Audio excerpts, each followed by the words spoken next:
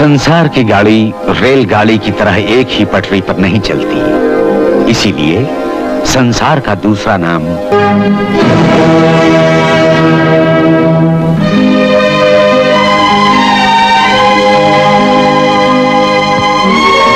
माताजी तो साक्षात लक्ष्मी लगती है।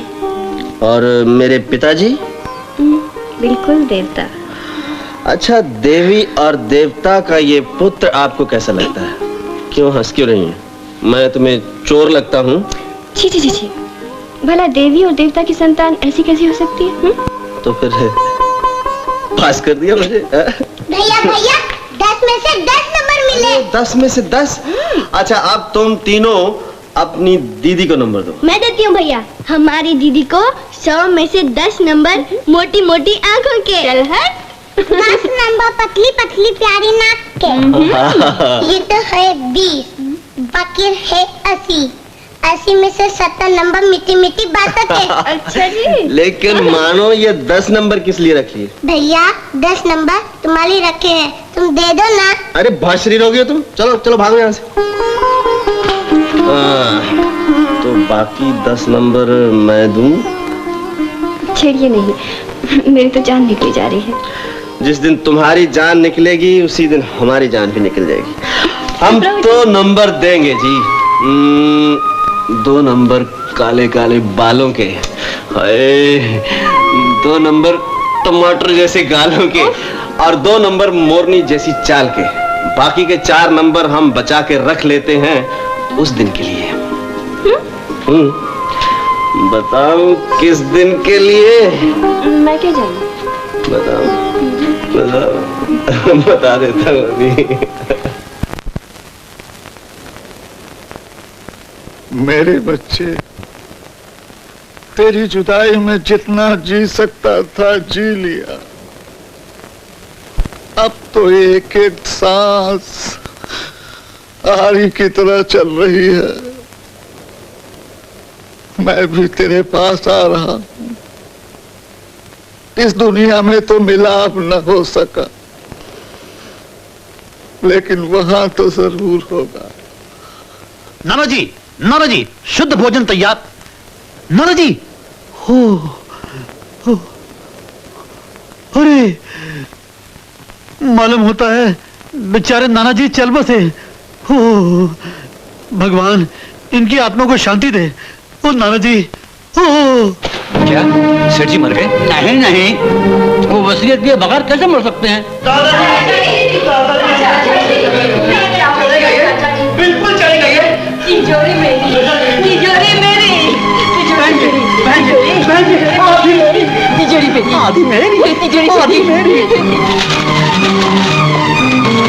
नाना जी चले गए हमेशा के लिए। अरे सुनो, ये सब चीजें तुम्हारी तो हैं। मैं कौन सा उठाकर परलोक में ले जा रहा हूँ? सेठ जी, आप बेहोश हो गए थे। मुझे अकेला छोड़ दो, मैं अपने बेटे के पास जा रहा हूँ। अरे चाचा जी, शुभ शुभ बोलिए। अनोखे, हाँ जी। गायत्री को बुला दो। अच्छा। अंत समय मुझे रामायण पढ़कर सुनाए। हाँ। अरे ये क्या कह रहे हैं आप? अभी तो आपको बहुत जीना है, मेरी उम्र भी आपको लग जाए। शिव शंकर शिव शंकर शिव शंकर शिव शंकर शिव शंकर। मैं भी सोच रहा था कि श्रीमान दुर्गादास जैसे सच्चे हिंदू पंडित की गैर मौजूदगी में कैसे प्राण छोड़ सकते हैं। वैसे तो श्रीमान का जीवन पूर्ण जीवन था, किंतु शास्त्र अनुसार एक बात की त्रुटि है। हमारा धर्म कहता है कि जिस आदमी की संतान ना हो उसे स्वर्ग और नरक दोनों स्वीकार नहीं करते। हाँ पंडित जी, आप ये बतलाइए कि अब हमें क्या करना चाहिए? आपको क्या करना है? मुसीबत तो मेरी है। धर्मराज मेरी गर्दन पकड़ेंगे और पूछेंगे, शास्त्री जी आपको इस वास्ते जन्म दिया था कि आप अपने करोड़पति जजमान को बगैर संतान मेरे पास भेज दें। अपना बेटा नहीं तो क्या हुआ, किसी रिश्तेदार को ही वारिस बना लिया होता, जो मरते समय इनके मुंह में गंगा जल डालता और इनके मृत शरीर को अग्नि देता। अरे आप लोग खड़े खड़े मुंह क्या देख रहे हैं? जल्दी करो, मुझे इसी वक्त एक लड़के की जरूरत है। लड़का? पंडित जी, लड़का बगल में ढिढोरा शहर में, अनोखे भी तो सेठ जी का ही बेटा है। आप इस रिश्ते पर धर्म की मोहर लगा दीजिए। लेकिन ये धर्म की मोहर लगेगी कैसे? मैं अभी अभी सामग्री तैयार करता हूँ। श्रीमान दुर्गादास जी धर्मानुसार अनोखे को गोद ले ले। हाँ, लेकिन सतवंती बहन को ये बात मंजूर हो तो ना। अरे मौसी बेचारी क्या कहेगी, लेकिन सेठ जी एक बार अपने मुंह से हाँ तो कह दें। श्रीमान जी आपकी आज्ञा है, बोलिए ना। चाचा जी बोलिए। सेठ जी बोलिए ना। तुम लोगों को जो कुछ भी करना है कर लो, लेकिन जल्दी करो। अरे अनोखे चल बेटे, जल्दी चल। अरे जल्दी जल्दी यहाँ बैठ जा। अरे दौलत कहाँ मर गया तू? आया जी। रामू, ओ रामू। शास्त्री जी जरा जल्दी जल्दी क्रियाक्रम की तैयारियां कीजिए। अरे शुभ शुभ कहो बेटा, क्रियाक्रम नहीं कार्यक्रम। आज तुम सेठ जी के मुतमन्ना बनने वाले हो धर्मानुसार, यानी हम गोद लिए जाएंगे, हम वारिस बनेंगे। फिर हम रेखा से शादी करेंगे, शादी करने के बाद बच्चे पैदा करेंगे, 2 या 3 बच्चे लगते हैं घर में अच्छे लाल तिकोर।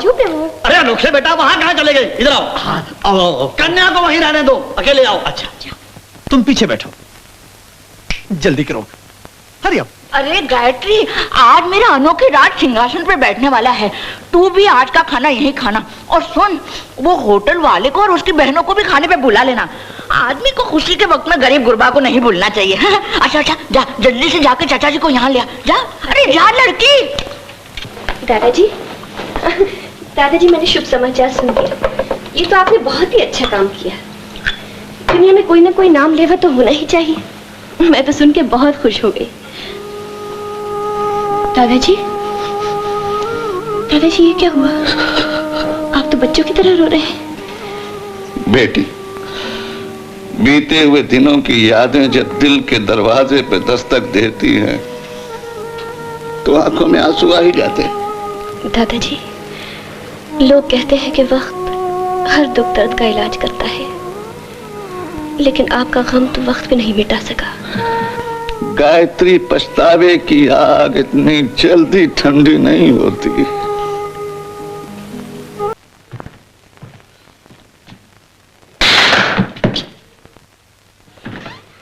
आइस मांगता अर्जुन। अनोखे, बर्फ के लिए किसी को भेजा कि नहीं? नौकर भेजा है, आता ही होगा। अच्छा, अभी जैसे आ जाए तो अंदर भिजवा देना, और मैं थोड़ी देर से आता हूँ। अनोखे, न जाने अंदर क्या हो रहा है। आ गया, गंगा जल लेकर आ गया। क्या हुआ? क्या आत्मा का पंछी उड़ गया? शिव शंकर, अंत समय में मुंह में गंगा जल भी नहीं डाला। अरे पंडित जी, प्राण अभी तक बाकी हैं। बाकी हैं? फिर तो ये गंगा जल काम आएगा। शिव शंकर। बर्फ अभी तक नहीं आया। सिस्टर, बर्फ तो आ जाएगी। बर्फ आ गई। जल्दी अंदर ले जाओ।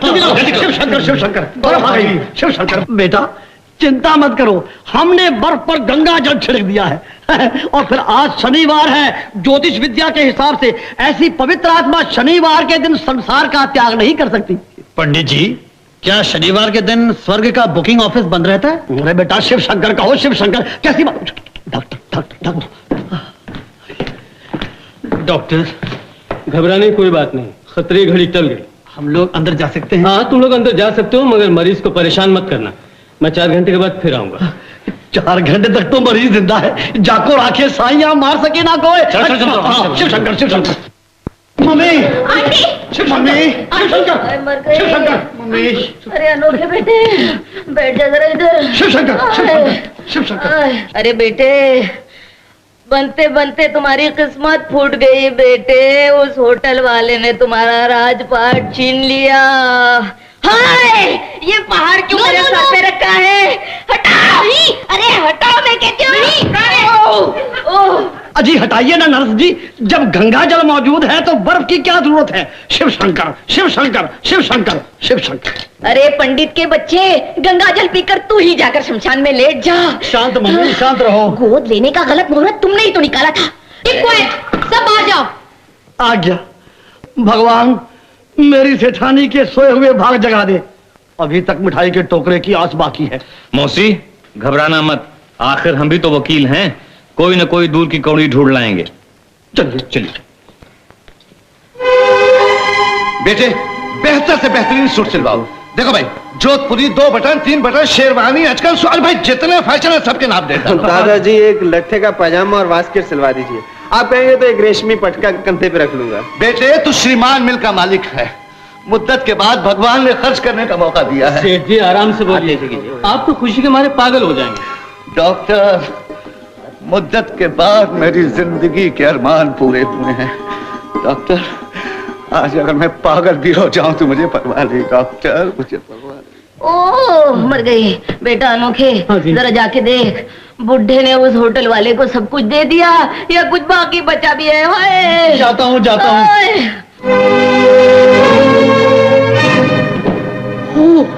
कपड़ों का भंडार।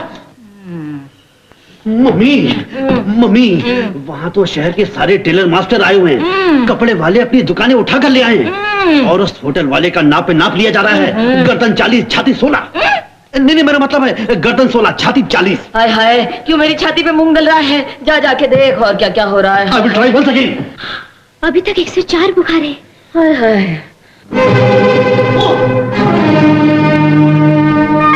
देखो 100 रुपए से कम वाला जूता मत दिखाना। बहुत अच्छा, 100 रुपए से कम नहीं हो करके देखिए।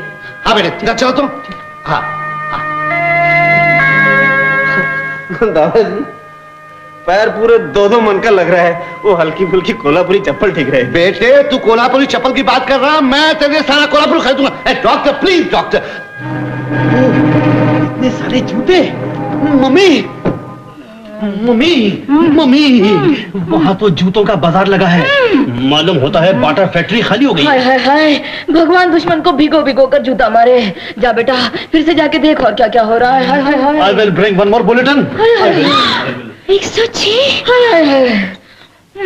दादाजी ये इतने हीरे जवाहरात पहनकर मैं क्या करूंगा? रईसों के बेटे फूलों के गजरे नहीं पहनते, हीरे और मोतियों की माला पहनते हैं। भ्राता जी 4-4 कैरेट की 4 अंगूठियां दिखलाइए। अमर और पाली की दुकान से। मम्मी, मम्मी, मम्मी, अब तो शहर के सारे ज्वेलर्स वहाँ बैठे हैं। सोने की अंगूठी, हीरे की अंगूठी, मोतियों की माला। बस बस, आगे मत बोल। हाय हाय हाय हाय हाय हाय हाय हाय। ठहरो, इस बार मैं देखता हूँ। Please oblige me. Thank God, पहले से बहुत फर्क है। बुखार उतर रहा है? नहीं, और ऊपर चढ़ रहा है। सिर्फ 110। 110? अरे बुद्धू, 110 में आदमी मर जाता है। अरे पगली, लखनऊ में टेम्परेचर 118 होता है और तब भी आबादी 6 लाख है। मेरी मम्मी बहुत स्ट्रांग है। 110 तो क्या, 115 में भी जिंदा रहेंगी। मम्मी डार्लिंग, थोड़ी बर्फ और मंगा दूं? अरे बेटे, बर्फ तो तेरी किस्मत पर पड़ गई है। हाय, इसलिए इस साल शिमले में बर्फ कम पड़ी है। हाँ विठल सेठ, मैं दुर्गादास बोल रहा हूँ। भाई आज शाम की पार्टी याद है ना? सारे परिवार के साथ आना। हाँ भूलना नहीं। सेठ जी दवा पी लो। आज आप सुबह से खुशी के मारे उछल रहे हैं, अपनी सेहत का तो ख्याल कीजिए। डॉक्टर, उम्र भर तुम मुझ पर धौंस जमाते रहे, अब जिंदगी की कुछ घड़ियां मुझे अपनी मर्जी से बिताने दो। ज्यादा से ज्यादा क्या होगा? यही होगा ना, यही होगा कि मैं मर जाऊंगा। मरेंगे आपके दुश्मन। दादाजी ऐसे शब्द फिर कभी मुंह से नहीं निकालना, नहीं तो झगड़ा हो जाएगा। बेटे, तुझे पाने की खुशी 100 साल की जिंदगी से बड़ी है। दादाजी मैंने आपकी इजाजत के बगैर अपने कुछ पुराने दोस्तों को बुला लिया है। लो सुनो, मालिक नौकर से इजाजत ले रहा। बेटा इस घर में तुम्हारा राज है, मैं तो अपनी उम्र खा पी चुका। आपने फिर वही बातें शुरू कर दी। सेठ जी दवा। डॉक्टर, दवा तुम पी लो।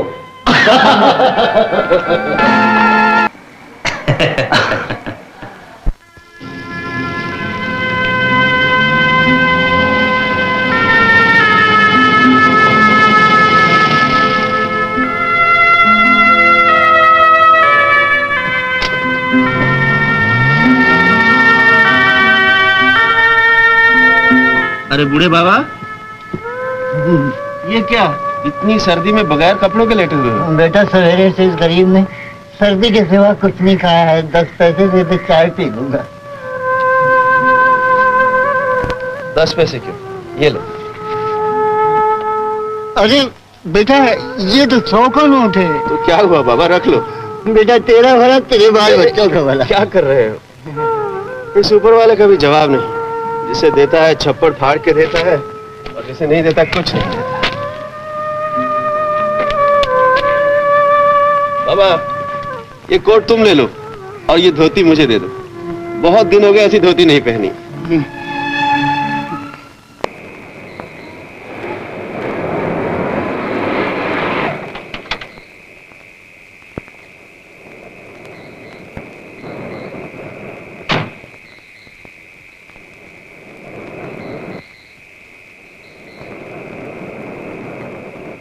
इकबाल भैया बात ये है कि खन्ना साहब बात क्या वो बात है जो बात बनाए ना बने। लेकिन बात बनने में टाइम लगता है। श्रीमान जी, मैंने कहा श्रीमान जी आप ये बंधियार और फटी धोती पहन के घूमने निकल पड़े। नहीं इकबाल भैया, मुझे आप लोगों की इज्जत का बहुत ख्याल है। या तो मैं एकदम सूट बूट पहन के था, लेकिन रास्ते में एक बेचारा बूढ़ा सर्दी में ठिठुर रहा था, मुझसे नहीं देखा गया। मैंने अपना कोट और पतलून दोनों उसको दे दिए। वाह वाह वाह वाह, कितने अच्छे विचार हैं सेठ जी के। इनसे किसी का दुख दर्द देखा नहीं जाता। हर मनुष्य को ऐसा होना चाहिए खन्ना साहब। बिल्कुल ठीक। इकबाल भैया, लोग तो कहते हैं कि दौलत कमाना बहुत बड़ा हुनर है, और मैं कहता हूँ कि दौलत लुटाना बहुत बड़ा हुनर है। अजी अजी खन्ना साहब, देख लिया आपने मुफ्त में आई दौलत किस तरह लुटाई जाती है। अगर यही रफ्तार रही तो कुछ दिनों में घर के बर्तन सब बिक जाएंगे। इकबाल भैया चिंता मत करो, इस होटल वाले को हम दूसरे रास्ते पर लगा देते हैं। दूसरा कौन सा रास्ता? अरे भाई, आदमी को बहकाने के लिए औरत और शराब दो ही तो रास्ते होते हैं। इस होटल वाले का ध्यान उधर लगा देते हैं और इधर हम अपना उल्लू सीधा कर लेंगे। रखिए। अरे आप ऊपर बैठेंगे तो हम नीचे बैठेंगे। तो हम भी नीचे बैठेंगे। तुम नीचे बैठोगे तो हम ऊपर बैठेंगे। देखो, अच्छा एक बात बताओ, यहाँ तुम हर रोज कितने आदमी को गाना सुनाती हो?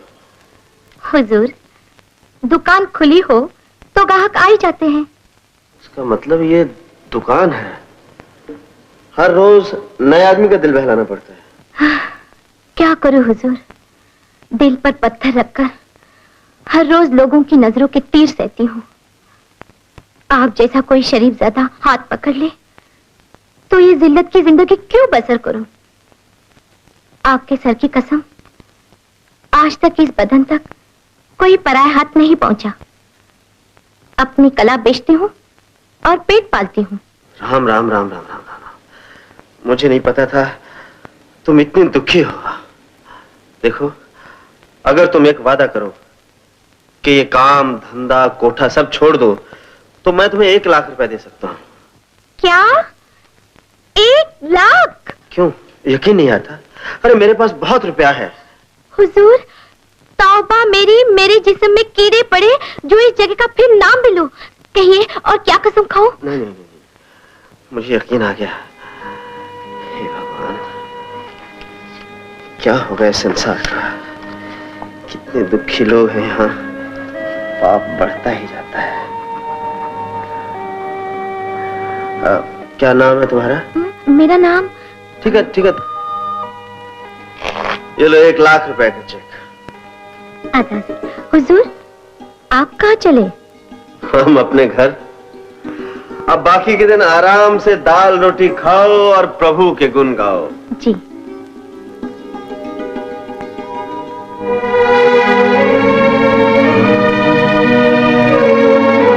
इकबाल भैया, कन्ना साहब चले गए? क्या हुआ? अरे मुझे 1 लाख रुपए का चेक दे गया। 1 लाख? कोई बात नहीं, 40-40 हमारे, 20 तुम रख लो। लाओ। हुजूर, हम लेना जानते हैं, देना नहीं। अब आप तशरीफ ले जा सकते हैं। खन्ना साहब, इकबाल भैया, इसे कहते हैं चोरों को मोर पड़ गए। चलिए। छी छी छी छी, एक बाजारी औरत को 1 लाख रुपए, दौलत न हुई बाप का बागीचा हो गया। बहन जी, चिड़ी चोंच भर ले गई, नदी न घटियो नीर। घबराहट किस बात की? आखिर में सारी दौलत तो अपनी होने वाली है। खन्ना साहब, जी हाँ, अपनी मौसी को वो एटम बम का नमूना तो दिखा दो भाई। हाँ, क्यों नहीं। मौसी, श्रीमान दुर्गादास जी तो कोई वसीयत छोड़कर नहीं मरे। अब मैं एक नकली वसीयत तैयार करता हूँ, जिसका मजमून ये होगा कि श्रीमान दुर्गादास जी का असली पोता बलराज सारी जायदाद का मालिक तब तक नहीं हो सकता जब तक कि वो इकबाल नाथ जी की बेटी रेखा से शादी ना करे। आ गए ना अपनी असलियत पर। मुझे मालूम था तुम मुझे एक दिन जरूर धोखा दोगे, मुझे भिखारी बनाओगे, मेरा सत्यानाश करोगे। शांति बहन जी, शांति। भला सोचो तो सही, वो मुआ बलराज गायत्री से प्यार करता है, वो भला मेरी बेटी से शादी क्यों करने लगा? मुझे उल्लू मत बनाओ। वो एक लड़की के प्यार के लिए इतनी बड़ी जायदाद, मिल, बैंक बैलेंस सब त्याग देगा। अजी वो बहुत सर फिरा है। पहले दाल रोटी बेचता था, अब जाकर कहीं पान बीड़ी की दुकान खोल देगा। तो फिर इस वसीयत की ढोंग रचाने का क्या फायदा? फायदा करना साहब। मौसी, सीधी उंगली घी नहीं निकलता। वसीयत में यह भी लिखा होगा कि अगर बलराज ने रेखा से शादी ना की तो उस सूरत में सारी जायदाद की मालिक रेखा होगी। तो इसका मतलब ये हुआ कि सारी जायदाद तुम्हारी बेटी रेखा को मिलेगी। हाय हाय हाय हाय, समझती क्यों नहीं हो? मेरी बेटी नहीं, तुम्हारी बहू रेखा की शादी तो अनोखे के साथ हर हालत में हो नहीं वाली है। हाँ, जियो मेरे संबंधी, जियो। ये बात हुई ना, मैं करोड़पति बेटी की सास और तुम करोड़पति बेटे के ससुर। तो क्या हम बीच में लटकते ही रहेंगे? अरे वारी जाऊं, तुम्हारा तीसरा हिस्सा तो दूध से धोकर दूंगी। पहले वसीयत का कागज तो दिखाओ। कागज तो अभी तक दिमाग में है, रातों रात तैयार हो जाए। आज ही रात को, आज ही रात को। अंकल, अब वो लड़की चली गई। जा, तू भी जाना। जाता हूँ अंकल, जाता हूँ। मैं तो आपको चोरी का आंखों देखा हाल सुना रहा था। Good night uncle. आजा आजा, गुड नाइट।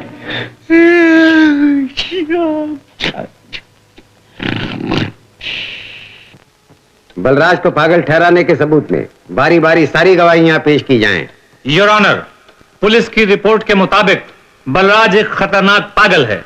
इसके पागलपन के सबूत में अब मैं उन लोगों की गवाहियां पेश करता हूं जिनको स्वर्गवासी सेठ दुर्गादास और उनके पोते बलराज से बहुत नजदीकी संबंध रहा। गवाह नंबर 1 शेख बालनाथ, सेठ दुर्गादास जी के कानूनी मुख्तार।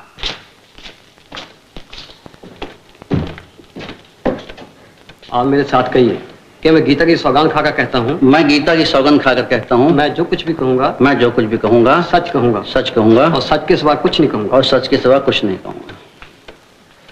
मिस्टर इकबालनाथ, आप बलराज के बारे में क्या जानते हैं? जनाब, मैंने जिंदगी भर सेठ दुर्गादास का नमक खाया है। मेरे दिल में क्या क्या अरमान थे, और मैं चाहता था कि उनके स्वर्गवास होने के बाद उनके पोते सेठ बलराज की भी उसी तरह सेवा करूं, उसी तरह खिदमत करूं। लेकिन अचानक इतनी बड़ी दौलत पाने के बाद सेठ बलराज अपने आपे से बाहर हो गए। उन्होंने दौलत को पानी की तरह बहाना शुरू कर दिया। घर वालों के साथ फसाद, दंगा धींगा, मुश्ती। और क्या कहूं सरकार, शहर में इन्होंने वो तूफान बदतमीजी बर्पा किया, वो हंगामा पैदा किया सरकार के। और सब कुछ पुलिस की रिपोर्ट में दर्ज है सरकार। कितने बेगुनाहों को पीटा इन्होंने, कितनों से मार खाई है, क्या क्या नहीं किया इन्होंने। ये सब कुछ देखने से पहले मैं इस दुनिया से उठ जाता तो बहुत अच्छा था। जज साहब, जनाब, अब इससे ज्यादा और कुछ कहने की मुझ में शक्ति नहीं है। सतवंती देवी, आप भी बलराज को पागल समझती हैं? हाँ जज साहब, पहले ये कहीं से इस लड़की गायत्री को ले आया और कहने लगा कि मैं इससे शादी करूंगा। हमने कहा ठीक है, तो दूसरे दिन मुकर गया।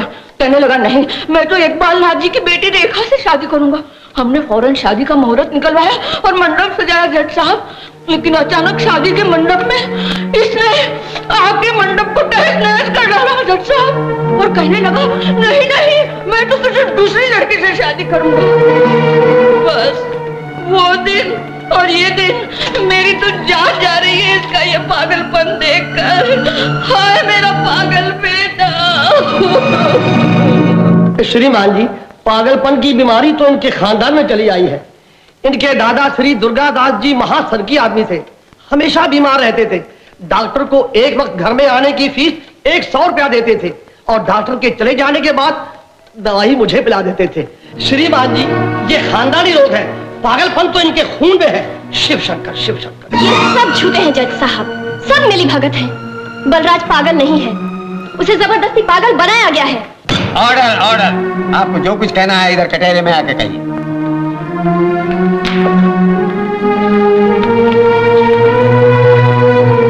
कुमारी गायत्री देवी, जब तक दादा और पोते का मिलाप नहीं हुआ था, आप सेठ दुर्गादास जी के यहाँ बतौर सेक्रेटरी काम करती थी। हाँ। नौकरी जब आप सेठ जी क्या करती थी तो रात को सोने के लिए कहाँ जाती थी? बलराज के घर।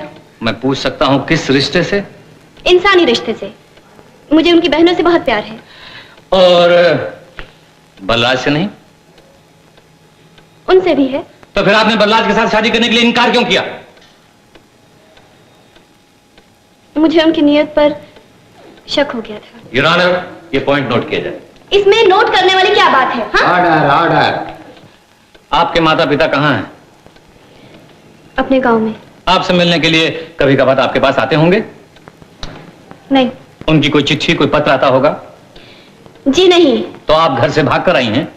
आपका इससे क्या मतलब? योर ऑनर, एक कुंवारी लड़की जो घर से भाग कर आई है, जो नौकरी कहीं करती है, सोती कहीं और है, कानून की नजर में उसकी गवाही की कोई कीमत नहीं। तुम्हारी गायत्री, आपको और कुछ कहना है? जज साहब, ये सब गवाहियां झूठी हैं। ये 5 छालिया वाली बुड्ढी, ये लोभी पंडित और ये लंबू इकबाल ना के वकील साहब, ये सब झूठे हैं जज साहब। आपको क्या बताऊं, हिंदुस्तानी लड़की हूं, कहते हुए भी शर्म आती है। योर ऑनर, घर के लोगों के अलावा मेरे पास कुछ ऐसी और भी गवाहियां मौजूद हैं जिनका सेठ दुर्गादास या सेठ बलराज या घर के और किसी आदमी से कोई दूर का भी वास्ता नहीं।